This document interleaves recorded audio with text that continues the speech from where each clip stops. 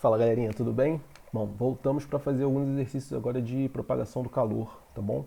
Então vamos acompanhando aqui, vou diretamente na apostila mesmo, que eles são mais teóricos, né? Então a gente não vai precisar muito usar o quadro não. Então vamos lá. Começando com a questão 1, tá bom? Então vamos dar uma lida aqui, página 30. Primeiro exercício fala assim, ó. Indique a alternativa que associa corretamente o tipo predominante de transferência de calor que ocorre nos fenômenos da seguinte sequência. Primeiro, aquecimento de uma barra de ferro quando sua extremidade é colocada em chama acesa, aquecimento do corpo humano quando exposto ao sol e vento que sopra da terra para o mar durante a noite. Bom, galera, esses aqui são os três exemplos básicos das propagações de calor, dos métodos de propagação do calor. Né? O primeiro, se você tem uma barra de ferro, você começa a dar calor numa extremidade e esse calor ele vai se propagando até a outra, ele vai se propagando por causa da agitação molecular, beleza? Então, a forma de propagação do calor que acontece graças à agitação molecular se chama condução. Então, primeiro tem que ser condução. Então, o que fica pra gente é letra C e letra D, tá bom? De resposta. Vamos ver o outro.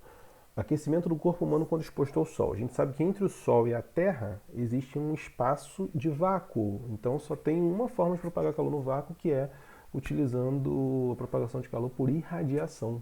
Beleza? Que aqui na questão está sendo chamada de radiação. E o último só pode ser convecção, que só tem letra D de opção de alternativa, mas o vento que sopra da terra para o mar durante a noite. O que é isso? Quando a água, né, recebe calor do sol durante o dia todo, à noite ela está uma temperatura um pouco mais elevada do que a temperatura da areia. Então o ar que está em cima da água, ele vai subir, porque ele também está mais quente do que o ar que está em cima da areia. Então por convecção ele sobe, e o ar que está em cima da areia, como está mais frio, ele tende a descer. Então esse movimento, né, do ar subindo e do outro ar descendo ali, né, acaba, né, criando essa brisa marítima ali durante a noite, tá bom? Então é convecção nossa resposta. Então questão 1, resposta tem que ser letra D de docinho, tranquilo? Vamos passar para a próxima. Próxima, opa, desci demais. A próxima vai ser a questão 2. Questão 2 fala assim, ó. Calor é uma forma de energia que se transfere de um corpo para outro em virtude da diferença de temperatura entre eles. Há três processos de propagação do calor: condução, convecção e radiação.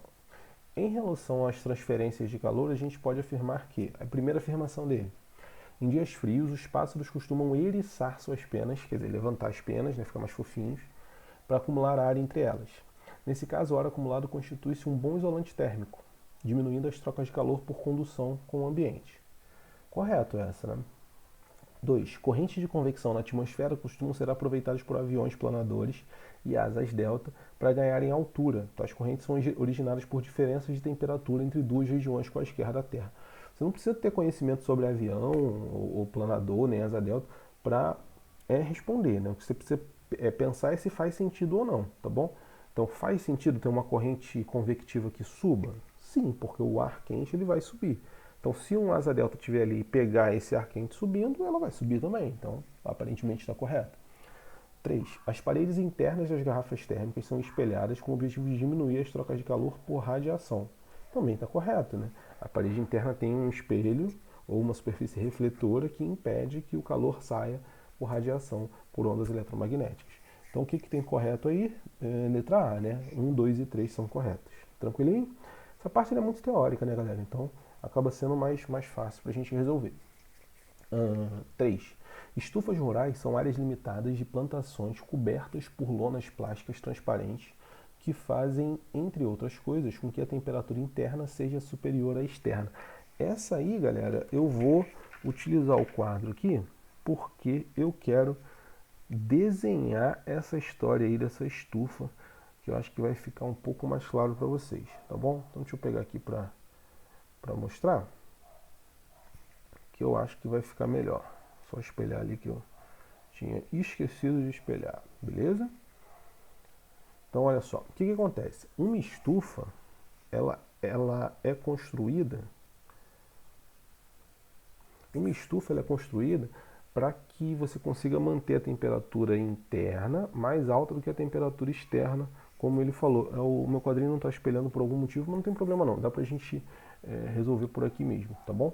Então repara, Como é que essa estufa faz isso? O plástico, alguns tipos de plástico, alguns tipos de, o vidro, eles têm a característica importante, que é eles deixam passar um tipo de onda e não deixam passar outro tipo de onda eletromagnética. Que tipos são esses? Onda eletromagnética UVA e onda eletromagnética, desculpa, onda ultravioleta e onda de infravermelho. Beleza? Então o que acontece é o seguinte, quando você pega e cobre uma região com plástico ou cobre uma região com vidro, o calor que vem do sol, ele consegue entrar. Por quê? O sol emite radiação em várias faixas de onda eletromagnética. UVA, infravermelho, ultravioleta, visível, um monte de faixa. Então algumas conseguem passar. Só que as coisas que a gente tem aqui na Terra, os objetos, as plantas, os seres vivos, eles emitem radiação muito na faixa do infravermelho. E o infravermelho ele não passa pelo vidro. Então o que acontece é o seguinte, entra a onda na estufa, só que quando essas ondas tentam sair, as que estão tentando sair são as infravermelho. Elas não conseguem, porque não passa pelo vidro. Então elas batem e são refletidas. Então você começa a ter um acúmulo de ondas eletromagnéticas de infravermelho ali dentro. Resultado, a temperatura lá fica maior, a temperatura dos corpos aumenta, porque eles não estão conseguindo perder calor por ondas de infravermelho. Tudo bem? Então vamos ver em que opção está falando alguma coisa parecido com isso. O ar aquecido junto à lona desce por convecção? Não. O ar aquecido nunca desceria, e a gente já viu que não é por isso. As lonas são mais transparentes à radiação de luz visível que as radiações de infravermelho. Essa é correta. A infravermelho não consegue passar pelas lonas, ou seja, elas não são transparentes para o infravermelho. Um fluxo líquido contínuo de energia se estabelece de fora para dentro. Se sempre tivesse... isso também é verdade, né? A gente sempre tem energia entrando ali por infravermelho, mas não é isso que a estufa faz. Isso aconteceria em qualquer situação. Se o sol está lá, o sol vai estar sempre dando calor para a gente. A expansão do ar expulsa o ar frio. E uma coisa importante que eu já ia deixar passar também na anterior é o seguinte: se sempre tivesse um fluxo de energia de fora para dentro, significa que lá dentro a temperatura ia estar menor do que a temperatura lá de fora, né? Para ficar sempre entrando calor ali. A expansão do ar expulsa o ar frio para fora da estufa, nada a ver. E o ar retido na estufa atua como um bom condutor de calor? Também não. Isso também não é verdade. Tá bom? Então a nossa resposta aí é a letra B, de baixinho. Quarta questão. O congelador é colocado na parte superior dos refrigeradores, pois o ar se resfria nas proximidades dele. Aí ele, pontinho em pontinho, né, a densidade e desce. Então o que acontece? O ar resfriado ele fica mais denso, então aumenta de densidade. Essa é a nossa resposta aí. O ar quente que está na parte de baixo, por ser pontinho em pontinho, o ar quente ele é menos denso, tá bom? Sobe e resfria nas proximidades do congelador. Nesse caso, o processo de transferência de energia na forma de calor recebe o nome de troca de calor através do deslocamento de matéria, subir quem está quente e descer quem está frio, convecção.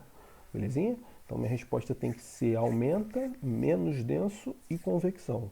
Letra E de escola. Tranquilinho? Vamos ver a quinta. Tia Maria dorme coberta somente com um lençol de algodão, enquanto no inverno ela se cobre com um cobertor de lã. No inverno, a escolha pelo cobertor de lã justifica-se principalmente porque esse é mais quente que o lençol de algodão. Essa é a linguagem que a gente usa. A gente fala, esse aqui é mais quentinho que o outro. Mas quente na física tem significado de ter maior temperatura. Você pode pegar um cobertor de lã e um cobertor de algodão. Os dois não precisam estar a temperatura maior do que o outro, beleza? Para conseguir que você fique aquecido, vamos colocar assim. Por quê? Porque os dois funcionam impedindo que o calor saia do seu corpo e vá para o meio externo, tá bom? Então, se um deles te mantém mais aquecido, significa que ele é um melhor isolante, não deixa o calor sair de você do que o outro, tá bom? Então, minha resposta tem que ter alguma coisa a ver com isso, tem que ser que o cobertor de lã, ele isola melhor o seu corpo do meio externo.